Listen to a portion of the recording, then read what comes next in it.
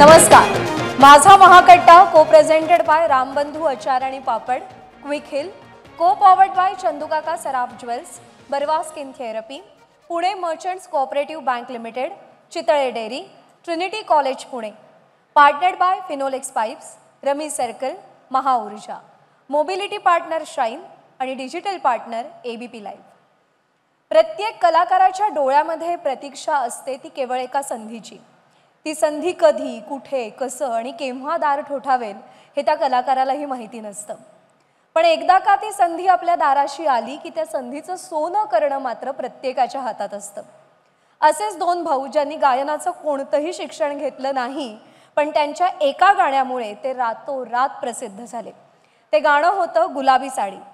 त्या गाण्याचे निर्माते, त्या गाण्याचे कंपोजर संजू राठोड आणि गौरव राठोड या दोन भावांशी आज आपण कट्ट्याच्या या सत्रामध्ये गप्पा मारणार आहोत.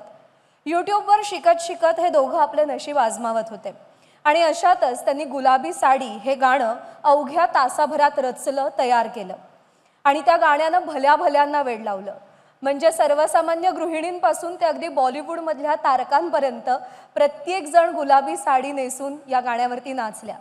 कितीतरी दिवस, कितीतरी महिने हे गाणं ट्रेंडिंगमध्ये होतं, इतकं की आता इंस्टाग्राम पूर्ण गुलाबी होत आहे की काय असा प्रश्न पडावा.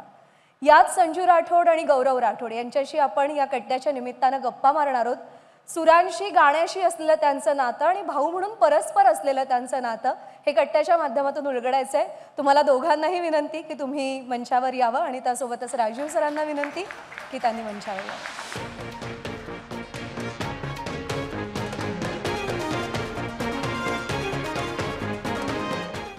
संजू, ज्या गाण्यानं फक्त महाराष्ट्राला नाही तर सगळ्या जगाला वेड लावले, कारण त्या गाण्यावरचे रील्स मी आफ्रिकेतल्या कुठेतरी कुटुंब पण त्या गाण्यावर नाचताना बघितलं आहे आणि ते खूप व्हायरल झालेलं. मला असं वाटतं की या सगळ्या गप्पांची सुरुवात करण्याच्या आधी जरा आम्हाला गुणगुणून दाखव ना ते. ॲक्च्युली तुमचं एपिसोड बघत असतो आणि विचारही नव्हता केला की मी एका दिवशी तुमच्यासमोर बसेल. थोडा नर्वस आहे, पण मी तुम्ही बोलल्याप्रमाणे तुमच्या आज्ञेचं पालन करतो. माहितीसाठी की गाणं लिहिलंय आणि गायलंय संजूनं, त्याचं म्युझिक केलंय गौरवनं आणि गौरवचा हा दुसराच इंटरव्ह्यू आहे. त्यामुळे तू असं मी नर्वस आहे असं म्हटल्यानंतर त्याचं काय होईल याचा तू विचार कर. नाही सर, थोड्या वेळात आम्ही खुलून जातो, आम्ही खूप ओपन आहे तसे. सुरुवात करतो सर. नखरेवाली कुठे निघाली घालून साडी लाल गुलाबी, पागल करते तुझी मोरनीसी चाल. गुलाबी साडी आणि लाली लाल लाल, दिसते मी भारी राजा फोटो माझा काढ. किती मी क्यूट, किती गोड, किती छान, दिसते मी भारी राजा फोटो माझा काढ. वा वा वा वा. जेव्हा संजू हे गाणं लिहिलं, कोणत्या अवस्थेमध्ये हे असं लिहिलं होतं गाणं इतकं? ॲक्च्युली सर, मी असं एक रिसर्च करत असतो. गुलाबी साडीच्या आधी माझं एक गाणं आहे, ते पण 140 मिलियन आहे, नऊवारी साडी.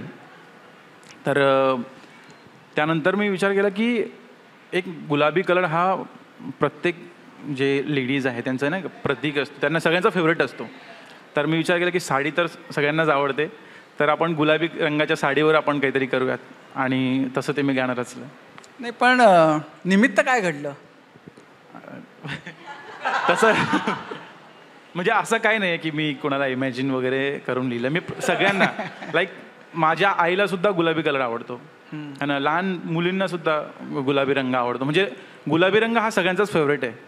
तर मला असं काहीतरी करायचं होतं की ते सगळ्यांना आवडणार, तर त्या हिशोबाने मी ते केलं. सर, गौरव यानं संजूनं आधी गाणं लिहिलं आणि मग नंतर तू म्युझिक केलं, तर म्हणजे जेव्हा तू लिहित होतास तेव्हा त्याच्याबरोबरच त्याची चाल आली का नंतर गाणं लिहून झालं मग तू त्याची चाल केलीस? नाही सर, मी आधी लिहिता लिहिता कंपोज करतो. म्हणजे माझं असं कधीच नाही झालं की मी आधी लिहून टाकलं आहे आणि मग कंपोज करतो. त्यामुळे मी आधी कंपोज करून घेतो, एक धून बनवून घेतो डोक्यामध्ये, आणि मग लिरिक्स लिहितो आणि मग त्याला पाठवतो. त्याचं काम थोडं शॉर्टकट असतं. लाईक म्हणजे त्याचं असं आहे की तो नाही का, जो त्याचा असं बिलीव आहे की जे पहिल्यांदा बनतं ना ते एकदम आवडण्यासारखं असतं. हां, तर त्यालाच तुम्ही विचारा किती मिनिटात त्यांनी बनवलं आहे ते. हे मी 1 तासात बनवलं हे सॉन्ग. जेव्हा मला त्याने ऐकवलं पहिल्यांदा कंपोजिशन, तर माझ्या डोक्यात तेच होतं की संजू दादाला परत एक व्हायरल सॉन्गच बनवायचं आहे, गुलाबी साडी. आधी आमचं सॉन्ग होतं नऊवारी, ते खूप व्हायरल झालेलं. तर मी विचार केला की परत साडी कसं काय आली. आणि मग मी विचार केला की आपण ह्यावेळेस साडी नको करू, आपण काहीतरी वेगळं करू. पण दादा बोलतो की नाही, मला हेच करायचं आहे आणि तू यालाच काहीतरी कर. तर मी 3-4 दिवस घेतले आधी, म्हणजे बनवायच्या आधी मी 3-4 दिवस घेतले की याला कसं करू, कसं काय व्हायरल होईल. कारण की आधी पण एक साडी व्हायरल झाली, नंतर ही कसं व्हायरल होईल. पण तुला काय वाटत होतं, म्हणजे साडीच्या ऐवजी या वेळेला मॅक्सी स्कर्ट असं काहीतरी असावं? बोल. याच्यावर मला काय. हां, त्याची तर इच्छा होती की तू साडीच्या ऐवजी काहीतरी असं त्याला पाठवलं. तर त्याचं म्हणणं होतं की आत्ताच आपण नऊवारी साडी गाणं केलं आणि ते 100 मिलियन गेलेलं ऑलरेडी. तर तो बोलला की आता परत साडी नको करूयात. म्हटलं नाही, तुला करायचं आहे. आणि त्याने 3 दिवस घेतलं विचार करण्यामध्ये. म्हणजे आमचं कसं असतं ना की मी कंपोज करून त्याला पाठवत असतो आणि मी 1-2 दिवसात किंवा रोज काहीतरी कंपोज करून त्याला पाठवत असतो. पण त्याला नाही आवडलं ना, तर ते आम्ही डायरेक्ट स्किप करतो की नाही, हे नाही करायचं आहे. कारण की तो म्युझिक बनवतो, तर ऑब्व्हियसली त्याची पण इच्छा पाहिजे. त्यामुळे त्यानंतर ते बेस्ट बनतं. तर त्यांनी 2-3 दिवस घेतले, पण मी कसं अडून राहिलो की मला साडीच पाहिजे परत एकदा. आणि ते तसं झालं सर. पण संजू, म्हणजे असं आहे की तुमच्या कुटुंबामध्ये काही संगीताचा वारसा नाही. तुम्ही आहात जळगाव जिल्ह्यामधले, जरा त्याच्याबद्दल सांगा आधी, मग आपण पुढच्या गप्पा मारूया. मी जळगाव जिल्ह्यामधलं धानवडचा आहे, म्हणजे धानवड तांडा म्हणून माझं गाव आहे. तर मी एकदम छोटंसं तांड्यावरून आहे. तर संगीताचा वारसा वगैरे तर नाही, पण मी जेव्हा लहान होतो 4थीपर्यंत माझे बाबा आणि माझे काका भजन वगैरे करायचे, तर त्यांच्यासोबत मी बसायचो. तर मला वाटतं की तेव्हा मला तो सेन्स आला नाही का, रिदम काय असतं, म्युझिक काय असतं. त्यानंतर मग म्हणजे मला काही वाटलं नव्हतं की मी असं हे काही स्टार्ट करणार, पण झालं. नाही, पण तुझं शिक्षण वगैरे कुठं झालं? 4थीपर्यंत कुठं गावातच? मी 4थीपर्यंत म्हणजे आमच्या गावात शाळा. तुमचा हा जो तांडा आहे तो किती मोठा आहे, म्हणजे किती, आणि म्हणजे जळगावपासून किती लांब आहे? जळगावपासून मला वाटतं 15 किलोमीटर लांब आहे. आणि मला वाटतं 25-30 घराचं गाव आहे आमचं. आता थोडं वाढलं आहे, पण त्यावेळेस 25-30च घरं होते. आणि लाईक माझे पप्पा त्यावेळेस 10वी नापास होते. तेच सगळ्यात हायेस्ट त्यांचं म्हणजे आमच्या गावातले कोणीतरी जास्त शिकलेलं होते. आणि त्यांनी म्हणजे 4थीपर्यंत आमच्या इकडे शाळा होती, त्यानंतर शाळा नव्हती. मग त्यासाठी मला 4थी नंतर बोर्डिंग स्कूलमध्ये टाकलं, आश्रमशाळेमध्ये. आणि तिकडे माझं शिक्षण. कुठली आश्रमशाळा? बुलढाणा जिल्ह्यामध्ये पळसखेड नागो म्हणून आहे, तिकडे माझं शिक्षण झालं. आणि गौरवचं, त्याचं शिक्षण कुठं झालं? माझं जळगाव जिल्ह्यात भडगाव म्हणून गाव आहे, तिथे झालं. मग तूही 4थी नंतर तिकडे गेलास? नाही, मी तर 2018मध्ये भेटलो दादाला. 2018मध्ये भेटलो. अच्छा, पण तुम्ही भाऊ म्हणजे कसे भाऊ? तो माझ्या मावशींचा मुलगा आहे. अच्छा, पण आम्ही सख्या भावांसारखेच आहे, म्हणजे असं कधी फीलच नाही झालं की तो मावशींचा मुलगा आहे. हां हां. गाव वेगवेगळं आहे. अच्छा, पण मग तू शिक्षणासाठी तिथं गेलास, पण मग आपण लिहू शकतो आणि आपण लिहिलेलं असं व्हायरल होऊ शकतं, ही जाणीव कधी झाली? म्हणजे मुळामध्ये आपण लिहू शकतो हे कधी कळलं? सर थोडं फनी आहे. मी 10वीला असताना एक मुलगी मला आवडायची. सगळ्यांनाच आवडतात, तू काय. तर तिने मला एक चिठ्ठी लिहिलेली. तर तिने ते शायरी वगैरे लिहिलेली होती. आठवते? मला आठवते. खूप फनी आहे. म्हणजे मी आता विचार करतो, मला हसायला येतं की चावल का पानी आंगन में फेका, मैंने मेरे संजू को स्कूल में देखा, असं काहीतरी होतं. असं काहीतरी होतं. तर असंच तेव्हापासून मला वाटलं की मी 2-4 लाईनी लिहायला लागलो. आणि म्हणजे सुरुवात त्याची चावल का पाणी अंगण में फेका हे बीज होतं तुझ्या कवितेचं. सर तेव्हा एवढं कळायचं नाही, मॅच्युअर नव्हतं. पण म्हणजे केवढा होतास तू? 10वीला सर, 16 वर्षाचा. अच्छा, हां, करेक्ट वय होतं. वय करेक्ट होतं म्हटलं. पण मग ते झालं म्हणजे तिनं अशी शायरी लिहिली की चावल का पानी आंगन में देखा मैंने मेरे संजू को कहाँ पे देखा. पण मग त्यातनं तुला आपण पण लिहावं असं. त्याचा रिप्लाय नका विचारू सर प्लीज. नाही नाही, सांगायलाच लागतोय आता काय. हसू नका. फूल है गुलाब का उसे सुखा मत देना, लड़का हो गरीब का मुझे धोखा मत देना. क्या बात आहे. हां, थोडं मी फनी टाईप आहे. म्हणजे मी लहानपणापासूनच मी खूप असं मस्तीखोर आहे. म्हणजे मला तर वाटायचं की 10वी नंतर मी मस्त 2-3 म्हशी घेणार. मस्त शेत आहे, शेतात कामं पण करायचो. तर मस्त म्हशी वगैरे घेणार आणि दूध वगैरेचा मी बिझनेस करणार. पण मग ते चावल मला पाणीवाली गेली कुठं?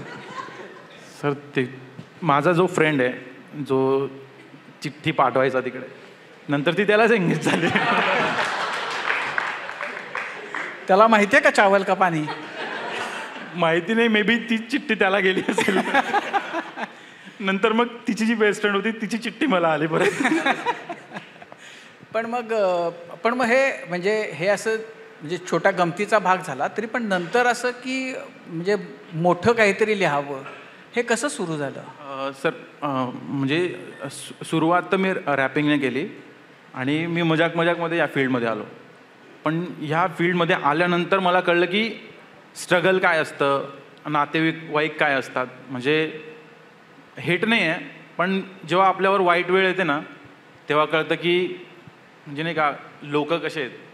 तर मी त्या फील्डमध्ये आल्यानंतर मला कळलं की पैसा काय. त्याच्या आधी तर पैसे पाहिजे, पप्पांना सांगितलं पप्पा मला पैसे पाहिजे. वडील काय करायचे? माझे पप्पा वेल्डिंग काम करतात. अच्छा. हां हां, तर असं नाही की ते खूप पैसे कमवायचे, पण तरी पण एक असतं ना की आपण मॅच्युअर नसतो. तर पप्पा मला पैसे पाहिजे, नाही दिले तर मग रडायचं, नाही तर मग रुसून बसायचं.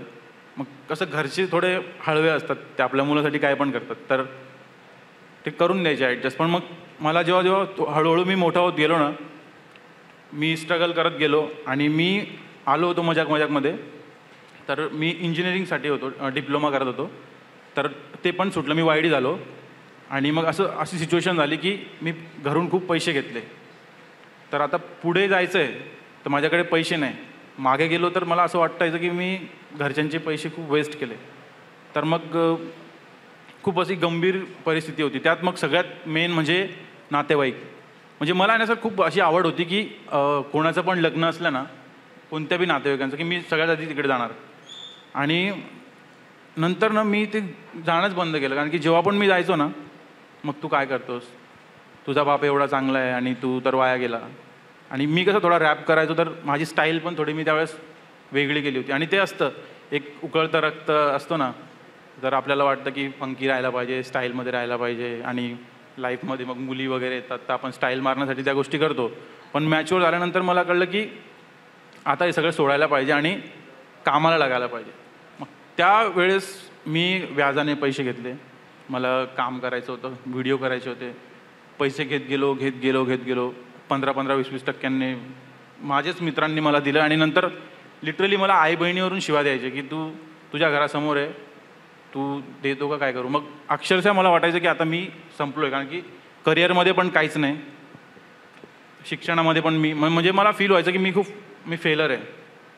तर असं खूप घाण विचार यायचे की काहीतरी वाईट करून घेऊ मस्त, नंतर मला स्ट्रेस नाही. पण मग विचार करायचो की माझे आईवडील खूप साधे आहेत आणि त्यांनी माझ्यासाठी गावाकडून ते सिटीमध्ये आले मला शिकवण्यासाठी, आणि मीच वाया गेलो तर मग त्यांना काय फील होणार.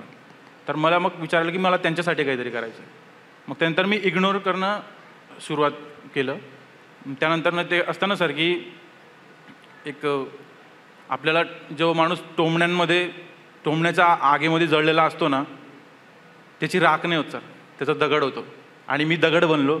मला मग कोणी कितीही बोलत गेले ना, मला फरक नाही पडला. त्यानंतर मग जी स्पार्क माझ्या म्हणजे तो भावापेक्षा पण मला खूप जास्त इम्पॉर्टंट आहे. तो आल्यापासून मला वाटतं की मला एक असते ना की आपल्याला एक कोणाची तरी गरज असते जी काही गोष्टी आपण एकटा नाही करू शकत. तर तो आल्यापासून मी परत सुरुवात केली. आणि 2 वर्ष आम्ही अशा सिच्युएशनमध्ये होतो ना सर की आम्हाला खायला पण पैसे नव्हते. आम्ही रूमवर रूम चेंज केले, म्हणजे आम्ही रेंट भरायला पैसे नाही, ओनर लोक आम्हाला हाकलून द्यायचे, तिकडनं दुसरीकडे जायचो, तिकडे राहायचो. त्याला घरचे पण सांगत असतील की बाई तू काय करतोय, 2 वर्ष झाले तुझे, पण तो कधीच घरी बोलला नाही की आमची कंडिशन खराब आहे. तो म्हणे की आपण करू. आणि सर जेवढी माझी मेहनत आहे त्याच्यापेक्षा जास्त बोललो तरी चालेल, त्याची मेहनत आहे. पण हा सगळा संघर्ष तुम्ही मुंबईमध्ये होतात का कुठं होतात तुम्ही? सर, मी खूप फिरलोय. खोल्यामधून खोल्या असं जे म्हणालास तू, हे सगळं कुठं झालंय? सर मी सुरुवात म्हणजे असतं ना की पळून मी कंटाळलो होतो घरी. एक असतं की एक ऑब्व्हियसली एक वेळ असते की घरच्यांना पण वाटतं की आपला मुलगा वाया गेला, तर ते आपल्यावर चिडचिड करतात. कारण की मी फेल झालो होतो आणि त्यांना रॅप म्हणजे कळायचं नाही. त्यांना वाटायचं की काहीतरी बडबड करतो. तर त्यांनी मला नाही का म्हणजे तू अभ्यास करत नाही. आणि माझ्यासोबत एक मुलगा होता, म्हणजे पप्पांचे जे बेस्ट फ्रेंड आहे त्याच्यासोबत माझं ॲडमिशन झालं होतं, भूषण म्हणून. तर तो आणि मी सोबत होतो. तर काय व्हायचं होतं की तो पास होऊन जायचा आणि मला एक तर 80 नाही तर मग फेल. मग मी मार्कशीट एडिट वगैरे करून घरी आणायचो. पप्पा मी पण पास झालो बरं का, 40 आहे पण पास झालो. मग पप्पा म्हणायचे पास झाला तेच खूप आहे.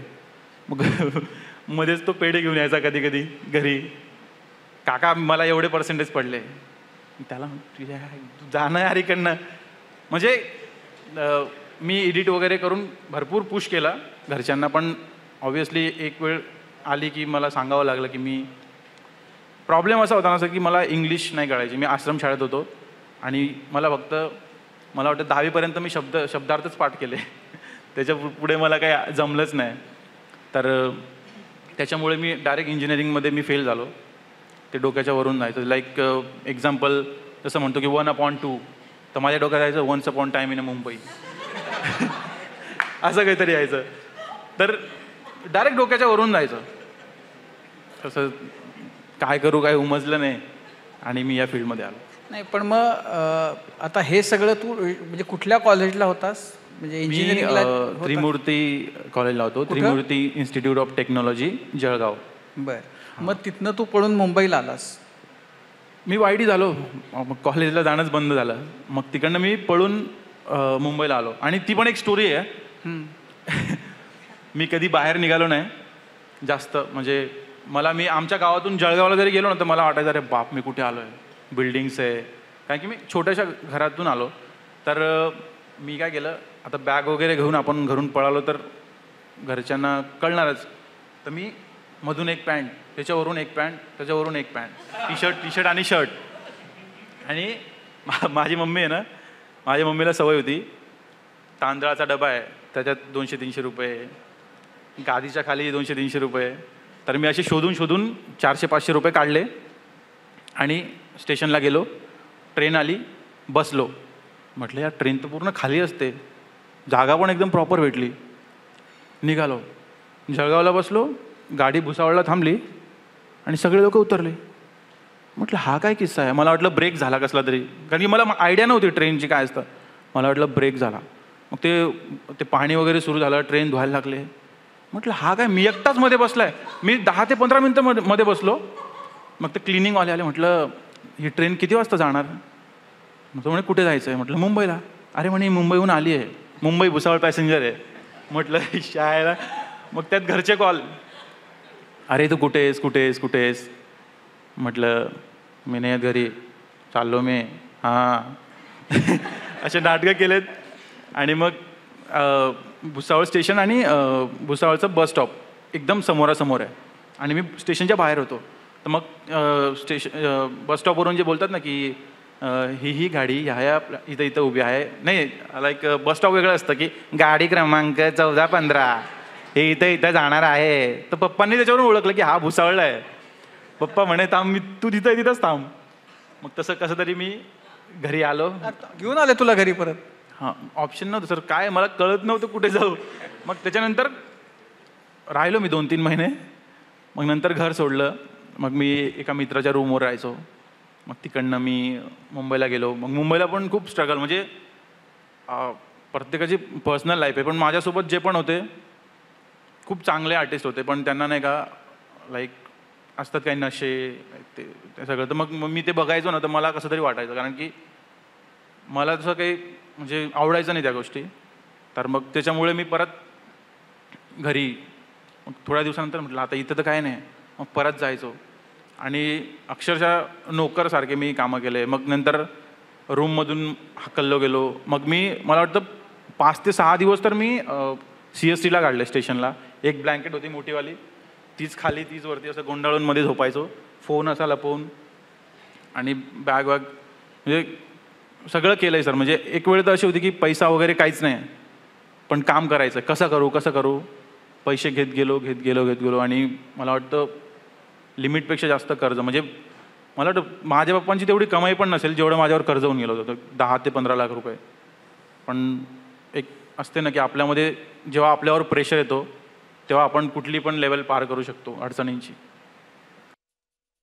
म्हणजे रॅप लिहिणं आणि आपण ह्याच्यामध्येच करिअर करू शकतो हे कशातनं कसं आलं मनात? सर रिसर्च, यूट्यूबवरून बराच काही शिकलो. म्हणजे एक असतं ना की गावाकडे होतो आणि मला असं काही कोणी शिकवणार नव्हते. क्लास जरी जॉईन केला तर तिकडे पैसे भरावे लागतील, मग करू काय. मग यूट्यूबवर बऱ्याच गोष्टी मी शिकलो आणि माझं ब्रेकअप झालं होतं. त्यानंतर मी रॅप लिहिणं स्टार्ट केलं प्रॉपरली आणि सगळे सॅड गाणे. पण मग मी ते परफॉर्म करायचो कॉलेजेसमध्ये. म्हणजे डान्स शो जरी असला ना तिकडे अँकरला जाऊन सांगणार, दादा मी एक रॅप लिहिलं आहे, मला प्लीज बोलू दे ना. मग बोलू द्यायचे. त्यात स्टेजवर पहिल्यांदा गेलो, माझी सिच्युएशन सर अशी होती, अशी म्हणजे मी पूर्ण कापत होतो. पण तिथं मी ऑडियन्सचे रिॲक्शन बघितले, तुझ्या ह्याला सगळे एकदम पॉझिटिव्ह. म्हटलं मी काहीतरी करू शकतो. करत गेलो. आठवत आहे ते पहिलं रॅप ज्यानं तुला कॉन्फिडन्स दिला, त्यातलं काही शब्द आठवत आहेत? सर असे खूप सारे रॅप्स आहे, पण म्हणजे ज्यानं तुला कॉन्फिडन्स दिला आणि आपण ह्याच्यात करू शकतो असा विश्वास निर्माण केला. माझी एक गर्लफ्रेंड होती, तिच्यामुळे मी स्टार्ट केलं. तिने मला डिस केलं होतं, म्हणजे बेस्ट फ्रेंडसोबतच. तर तेव्हा मी खूप सॉरी गाईज असतात एक तर तिला हनी सिंग खूप आवडायचा. ती म्हणे की अरे हा बघ किती सेक्सी आहे, मी तर ह्याच्यासाठी काय पण करू शकते असं तसं. मग मी पण फुल असे छोटे केस करायचो. एकदा तर गेलो कटिंगला, म्हटलं दादा फोटो दाखवला मला, अशी हेअरकट करायची.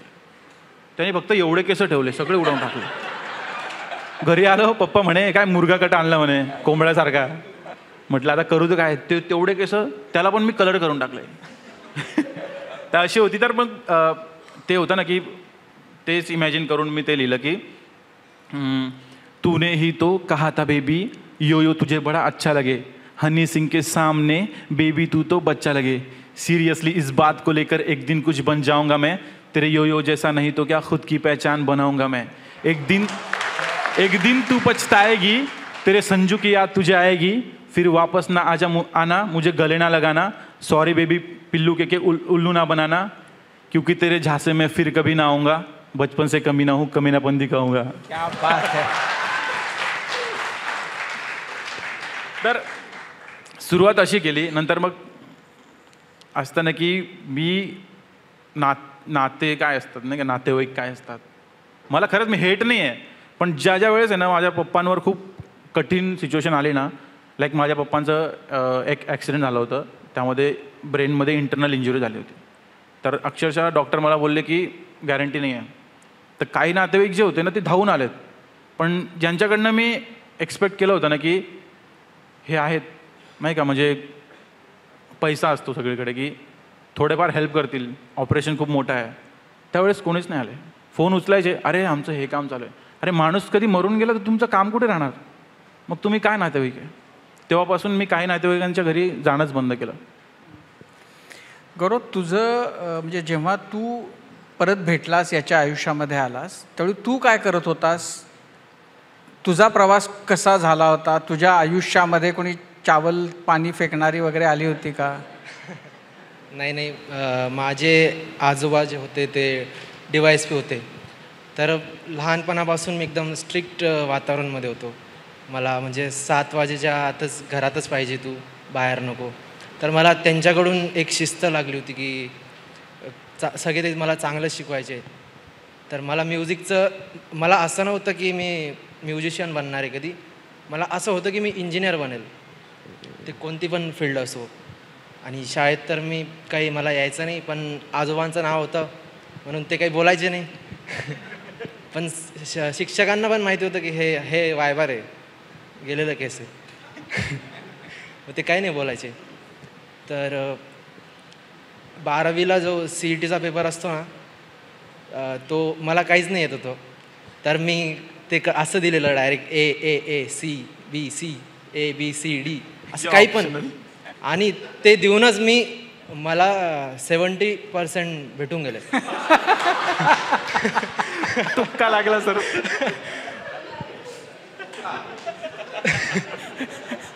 मला काहीच आणि माहिती नव्हतं. सगळं चालू होतं, सगळं 12वी पण पास झालो कॉपी करून. आणि मग माहिती नव्हतं की मी काय करावं आता. तर माझ्याकडे एकच ऑप्शन होता की मला कम्प्युटर चालवता येतो, तर मी इंजिनियर होणार. तर ते बघून ते मार्क्सवर मला कॉलेजला ॲडमिशन पण भेटलं, पुण्याला चांगल्या कॉलेजमध्ये. पण जेव्हा कॉलेजला गेलो तेव्हा समजलं की इंजिनिअरिंगला फर्स्ट इयरला कम्प्युटरचं काहीच नसतं. सगळं मॅथ्स वगैरे. तर मी कॉलेजला पण जायचो आणि 6 महिने मी हॉस्टेलमध्ये बसून राहिलो. काही मला यायचंच नाही. डिप्रेशन टाईप झालं होतं तेव्हा. आणि सगळे 6 सब्जेक्ट मी बॅक होतो फर्स्ट इयरला. आणि त्याच्यामध्ये मग संजू दादाला मी मेसेज केला होता की मी असं असं काम करतो, आपण काहीतरी करूयात. माझा प्लॅन कधीच नव्हता की म्युझिकमध्ये करिअर करू. हेच होतं की मी सॉफ्टवेअर इंजिनिअरिंग करेल किंवा चांगल्या कंपनीत लागेल. एवढं होतं की मी ह्याच फील्डमध्ये काहीतरी करेल. बट जेव्हा दादा मला भेटला, तो बोलला की म्युझिकमध्ये पण आहे करिअर. मला काहीच माहिती नव्हतं. मी फक्त त्याला शोकेस केलं माझ्यावर की मी हे करतो. आणि मी जेव्हा 8वीत होतो ना, 8वीत, तेव्हा माझं यूट्यूबला 20K सबस्क्रायबर होते. आणि पूर्ण म्हणजे कोणाला यूट्यूब माहिती पण नव्हतं तेव्हा. आणि तेव्हा पण त्यावेळी काय तू कंपोज करायचास? नाही, मी रिमिक्स करायचो. अच्छा. सॉंग्स जे ऑलरेडी आहेत, जे खानदेशमध्ये जे सॉंग्स आहेत त्यांना मी रिमिक्स करून अपलोड करायचो. आणि मला माहिती त्यातलं सगळ्यात हिट झालेलं कोणतं होतं जे तू? सगळ्यात हिट तर खूप झाले होते. हा एक सॉन्ग आहे खानदेशमध्ये, भाऊ मना सम्राट असं एक सॉन्ग आहे. ऐको. नाही, मी बोलता नाही येत मला. मी तुला माहिती आहे? नाही. तर त्यापासून यूट्यूब चॅनल चालू झालं. आणि ते गाणं एवढं व्हायरल झालं की ते यूट्यूबला मॉनिटाईज करून ठेवलं होतं मी. त्याचे पैसे यायला लागले आणि मला माहिती पण नाही. आणि एका महिन्यात 15,000 रुपये त्याचे अकाऊंटमध्ये ॲड झाले. आणि मी शॉक झालो. हे पैसे आले तरी कुठून. आणि मला पप्पा एक पण रुपया देत नव्हते घरी, कारण की त्यांना माहिती आहे हा काही शिकत नाही, नुसता फिरतो. पण मी बाबांचे सगळे मला शिस्त त्यांनी लावली होती लहानपणापासून. तर मी कधीच वाईट गोष्टींमध्ये कधी लक्ष नाही दिला. मग जेव्हा दादा भेटला, तो बोलला की आपण सोबत करू काहीतरी, तू येऊन जा माझ्यासोबत. तर मी डायरेक्टच सोडून दिलं, इंजिनिअरिंग ड्रॉप करून दिलं आणि डायरेक्टच चाललो गेलो दादाकडे. पण मग तुम्ही दोघांनी मिळून पहिलं कोणतं काम केलं? जे पहिलं गाणं केलं ते अजून रिलीजच रिलीज नाही झालं. पण एक मला माहिती होतं की मी ज्या टाईपचे कंपोज करायचो आणि ज्या टाईपचं म्युझिक माझ्या डोक्यात होतं ते मला भेटतच नव्हतं. आणि जे लोक करायचे ते खूप टॉपचे होते. लाईक मी लहानपणापासूनच त्या टाईपचे विचार करायचो, लहानपणापासून म्हणजे जेव्हा स्टार्ट केलं तेव्हापासून. तर मला भेटतच नव्हते. आणि सडनली मी याचं म्युझिक ऐकलं, म्हटलं ह्याच्यासोबत आमच्या दोघांचा कॉम्बो झाला म्हणजे 101% सक्सेस आहे. तर मी सगळ्यात मोठी टास्क तर माझ्यासाठी ही होती की ह्याच्या बाबांना कसं मनवायचं. तर त्यांना मी थोडे बाम फेकले. माझीच वाट लागलेली. नाही हो, तुम्ही टेन्शन नका घेऊ, तुम्ही बघा थोड्या दिवसानंतर काय होतं. आणि ते म्हणजे आता देवाच्या घरी ते असते तर खूप त्याने प्राऊड फील केला असता.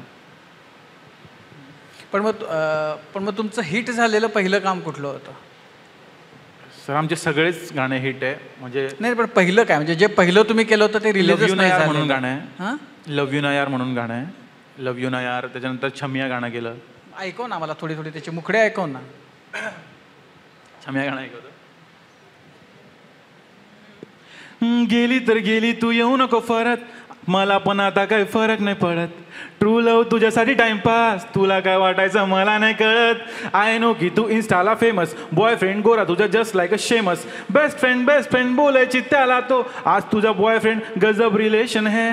बाबू तेरे बिना मर जाऊंगी, कुछ प्यार में कर जाऊंगी. इतना तेरा प्यार था मुझसे तो आज क्यों तेरा है बदला नजरिया. हाँ मेरी छमिया, क्या रह गई मेरे प्यार में कमियां. हाँ मेरी छमिया, बता देना जरा. पण तुला म्हणजे आपण इतकं गोड गातो हे कळलं होतं? मला वाटायचं मी जेव्हा बाथरूममध्ये मी गाणे म्हणायचो ना, तेव्हा मला वाटायचं की मी चांगला सिंगर आहे. पण बाथरूमच्या बाहेर आल्यानंतर नाही, मी जमिनीवर राहतो. नाही, मला आपला गुलाबी साडी गाण्याचा विषय चालला आहे तर तोच विचारायचा की जसं सुरुवातीला सांगितलं की अगदी घरात राहणाऱ्या बाईपासनं सेलिब्रिटीजपर्यंत सगळ्यांनी त्याच्यावर रील्स केले. कोणी रील केल्याचा तुला सगळ्यात जास्त आनंद झाला की अरे माधुरी दीक्षित आहे, अजून कोणी असं? म्हणजे मी ना शॉक होत गेलो. सगळ्यात आधी मी बघितली रेमो सर, सुशांत खत्री आणि रेमो सर. तर मी शॉक झालो की यार रेमो सरांनी रील केली. लाईक मराठी गाण्यावर एका बॉलिवूडच्या ह्यांनी रील करणं म्हणजे खूप मोठी गोष्ट आहे, माझ्यासाठी तरी मोठी आहे. त्याच्यानंतर त्याच्या दुसऱ्याच दिवशी माधुरी मॅमने केली. तेव्हा तर मी ढगात दिवसभर शेअर करतोय. आणि ते न्यूजमध्ये पण आलं की मराठी गाण्यावर माधुरी मॅमने रील वगैरे केली, त्यात माझा फोटो. म्हटलं चायला हे काय होतं आहे. लगेच दुसऱ्या दिवशी मुंबई इंडियन्स, म्हणजे मी क्रिकेट खूप फॉलो करतो, आणि मुंबई इंडियन्सच्या टीमने त्याच्यात हार्दिक पांड्या, ईशान किशन सगळे दिसले मला. म्हणजे एक दादा आहे फोकस्ड इंडियन म्हणून, क्रिएटर आहे, तर त्याने किती रील केलेली. तर ते बघून आहे ना मला रोज शॉक लागत गेले. म्हणजे रोज नवीन क्रिएटर लोकांनी रील केली त्याच्यावर. म्हणजे ते खूप भारी, मी बोलू शकत नाही आहे, पण खूप भारी फिलिंग होती. नाही, त्याचाच पुढचा प्रश्न की तू आता रील कोणी केलं त्याचं सांगितलं, पण कुठे परफॉर्म करताना असा शॉक बसला? म्हणजे IPLची मॅच असो, अंबानींकडलं लग्न असो, वेगवेगळे मोठमोठे प्लॅटफॉर्म्स असो, सगळीकडे तू परफॉर्म केलंय. मला तू ते कसं होतं, म्हणजे कुठे असा शॉक वाटला की अरे मी इथे परफॉर्म करतोय असं? मी लाईफमध्ये कुठलाच कॉम्पिटिशन जिंकलो नाही. तर मी महाराष्ट्राचा फेवरेट कोणमध्ये 9वारी पाहिजेला ट्रॉफी भेटली, अवॉर्ड. त्याच्यानंतर मी विचार नव्हता केला. त्यानंतर मला फिल्मफेअरचं आलं, मराठी फिल्मफेअरचं, आणि मी तिथं गेलो. त्यावेळेस म्हणजे नाही का, मी स्टेजवर आहे, मी स्टेजवर कसा गेलो, मी कसं गायलं, मला काहीच नाही लक्षात. म्हणजे माझं फक्त मला असं वाटायचं की माझी सोल उभी आहे आणि मी माझी बॉडी जाऊन सगळं करून आली. तर ती फिलिंग म्हणजे असतं ना की पहिल्यांदा जे करतो ना ते वेगळंच असतं. तर खूप दिवसानंतर मी स्टेजवर परफॉर्म केला आणि मी चक्क शॉक होतो. हाय संजू, आमच्या एका मित्रमंडळांना यूट्यूबवर काहीतरी बघत असताना तुझी ओळख झाली यूट्यूबद्वारे. मग आम्ही एका रात्रीमध्ये तुझी सगळी गाणी बघितली. फुलपाखरू म्हणू नको, छमिया म्हणू नको, 9वारी म्हणू नको. मला तुला एक प्रश्न विचारायचा आहे की तुझ्या गाण्यांचं चित्रीकरण हे टेक्निकली खूप स्ट्रॉंग आहे, किंवा मराठी गाणी, मराठी सिनेमा चित्रपटात जशी गाणी चित्रित होतात त्याच्या बरोबरीचा किंबहुना तसूभर जास्त त्याची पिक्चर क्वालिटी आणि हे सगळं आहे. तर हा भार सगळा, हा पसारा कोण सांभाळतं? आणि हा एका गाण्यात तू VFX पण केलेले आहेस, आणि ते VFX कडक आहेत. म्हणजे त्याच्यामध्ये कडक हाच शब्द वापरू शकते, दुसरा काहीच शब्द मला आत्ता सापडत नाही आहे. तर ही टेक्निकल बाजू कोण सांभाळतं आणि ह्या आयडियाज कोणाच्या असतात? मोस्टली सगळं आम्ही असं म्हणा की 99% आम्ही दोघंच मिळून करतो. तर स्टोरी, कॉन्सेप्ट आणि डिरेक्शनचा पार्ट मी सांभाळून घेतो. बाकी editing, VFX, music production, mixing, mastering, त्यानंतर स्टोरीला थोडा मॉडिफाय करणं, सगळं हाच करतो. म्हणजे आम्ही दोघं मिळून ऑलमोस्ट सगळंच करून घेतो. आणि DOP म्हणजे चित्रीकरण कोण करणार किंवा हां, ह्याचा call चित्रीकरणासाठी मॅम प्रत्येक गाण्याला थोडे वेगवेगळे लोक आहे. म्हणजे लाईक एका गाण्याचं सूरज म्हणून राजपूत आहे, तो खूप छान चित्रीकरण करतो. तर नऊवारी पाहिजे आणि गुलाबी साडीचं त्यानेच केलं आहे. तर आता नेक्स्ट पण तुम्हाला कळेलच, काहीतरी धम्माल घेऊन येतोय आम्ही. All the best Sanju, we are proud of you. Thank you so much ma'am.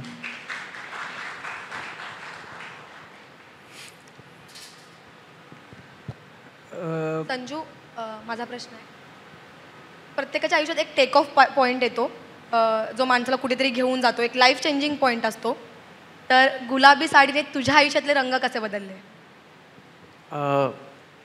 काय असतं ना की मी 4 लाईनी लिहिल्या आहेत की बापांवर आहे, म्हणजे माझ्या पप्पांशी खूप कनेक्टेड आहे.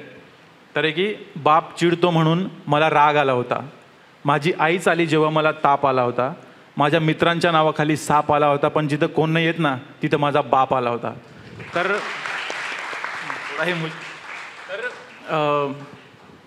आत्ता अशी कंडिशन आहे ना की पप्पा माझे वेल्डिंग काम करतात, म्हणजे ते कुठे पण कामाला गेले ना खूप असे ते मळलेले कपडे वगैरे, ऑब्व्हियसली लोखंडाचं काम आहे. तर त्यांना कोणी पण भेटले ना तो सांगतो की अरे माझा मुलगा, हे बघ हे गाणं ऐकलं आहे, माझा मुलगा आहे. तर त्या लोकांना बिलीव्ह नाही होत, पण पप्पांना मला इकडे घेऊन यायचं आहे. आणि माझी लाईफ अशी चेंज झाली ना की आमच्या दोघांच्या जे घरच्यांना म्हणजे स्ट्रेस होतं की काय होणार का नाही होणार का नाही, ते आज एवढे प्राऊड फील करतात ना. आणि त्यांच्या हॅप्पीनेसपेक्षा लाईफमध्ये काहीच नाही आहे. म्हणजे मित्र असो, गर्लफ्रेंड असो, कोणी असो, कोणी टाईमावर राहत नाही, पण फॅमिली नेहमी असते. तर मला म्हणजे माझ्या लाईफमध्ये ते रंग बदलले की माझे घरचे खूप खुश आहेत. म्हणजे आता तुझी गुलाबी साडी, ते बुलेट, नऊवारी साडी वगैरे आता सगळं झालं, पण तिच्यासाठी कुठं आहे का? कुठंतरी असेल ना जिच्यासाठी हे सगळं लिहिलं जातंय. सर तुम्हाला भेटली तर मला सांगा प्लीज. अरे असं थोडंच असतं, अशा हवेतनं थोड्याच असतात गोष्टी आहेत. काय असतं, मी रिॲलिटी सांगतो. मला ना पहाडी गर्ल्स असतात ना आसामचे, मला ते खूप आवडतात. तर मी ते खूप इनोसंट दिसतात म्हणजे. तर मी नाही का, आपल्याकडचे मराठी बघा सगळ्या त्या इनोसंट दिसत नाही ते बघ. मॅम तर मला खूप आवडतात, म्हणजे खूप आधीपासून आपलं व्हिडिओ कॉलवर एकदा बोलणं पण झालं होतं. तर म्हणजे नाही का, जी वस्तूपर्यंत आपण पोहोचू शकत नाही ते विचार करून अर्थ नाही.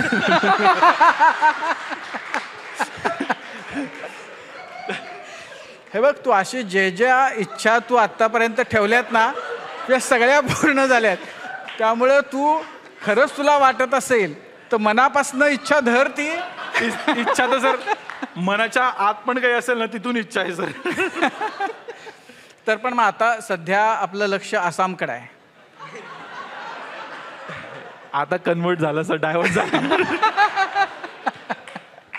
तर मग आता म्हणजे हे संपवताना आपल्या ह्या गप्पा तू काय सांगशील शेवटचं आणि काय म्हणशील शेवट आत्ताचा हा कार्यक्रम संपवता? सर मी एक गोष्ट नोटीस करतो जी न्यू आर्टिस्टसाठी आहे. म्हणजे असतं ना की मला पण 2016 पासून तर 2022-23 पर्यंत स्ट्रगल करावं लागलं. तर बरेच चांगले आर्टिस्ट आहेत, ते खूप चांगलं काम त्यांचं असतं, पण काय असतं ना की एकदा 2दा ते 3 वेळेस करतात मग ते खचून जातात आणि ते बोलतात की आपलं काय नाही होऊ शकत. तर मला असं वाटतं ना की त्यांनी करत राहायला पाहिजे. आणि एकदा म्हणजे आपण आपल्यामध्ये कधी क्वालिटी आहे तर आपण एक दिवस नक्की सक्सेस होतो. आणि याच्यामध्ये देवाचा पण हात असतो, तर देवाला मानत जा असं मी म्हणेल. आणि शेवटचं आता कुठलं तरी तुझं एखादं आवडतं गाणं जे आत्तापर्यंत आपल्या ह्याच्यात आलं नाही असं ते काहीतरी म्हण, मग त्याच्यावर आपण संपू. ठीक आहे, मग गुलाबी साडीच परत एकदा वन्स मोर, नाही तर मग दुसरं कुठलं तुला म्हणायचं असेल तर.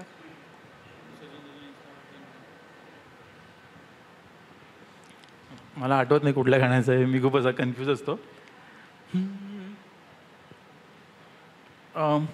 सजून धजून इन्स्टावर रील करते तुझ्यासाठी, कशी तुला सांगू किती फील करते तुझ्यासाठी.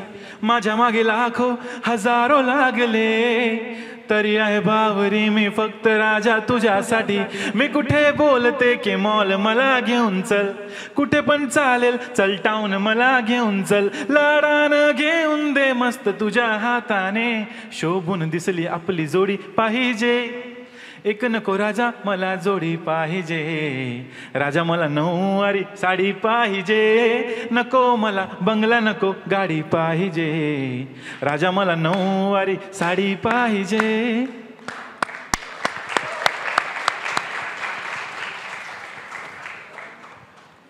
संजू आणि गौरव, चार्ली चॅपलिनचं एक वाक्य आहे की to truly love you have to able to take your pain and play with it. तुम्हाला तुमच्या दुःखांसोबत खेळता आलं पाहिजे आणि तुम्ही एक्झॅक्टली दोघं जण तेच करताना आत्ता मला दिसताय. ज्यांना मोठं व्हायचं आहे त्यांना संघर्ष अटळ आहे, पण त्या संघर्षाचं, त्या संकटांचं, त्या दुःखाचं भांडवल न करता तुमच्या क्रिएटिव्हिटीमध्ये, तुमच्या क्रिएशन्समध्ये तुम्ही तो संघर्ष भांडवल म्हणून वापरताय, हा तुमचा खूप मोठा प्लस पॉईंट आहे. अशीच वेगवेगळी गाणी तुमच्या माध्यमातून महाराष्ट्रामध्ये, देशामध्ये आणि अगदी जगभरामध्ये पोहोचू दे, हीच मनापासून शुभेच्छा आणि कट्ट्यावर आला त्याबद्दल एक मेन्शन करायचं आहे मॅम, म्हणजे आम्ही तर आमच्या दोघांबद्दलच सांगितलं, पण आमच्या मागे पण असे काही हात आहेत ना जे नेहमी आम्हाला पुश, म्हणजे जेव्हा पण असं वाटतं ना की आम्ही पडतोय तर ते आम्हाला पुश करत असतात. लाईक एक माझा भाऊ आहे दर्शन राठोड, एक माझे दादा आहेत विष्णू अय्यर, पवन लोणकर, पवन राठोड, सचिन राठोड. म्हणजे हे माझे कोर टीम आहे, म्हणजे हे नाही तर आम्हाला पण इनकम्प्लीट वाटतं, तर मी त्यांचं नाव मेन्शन केलं आहे.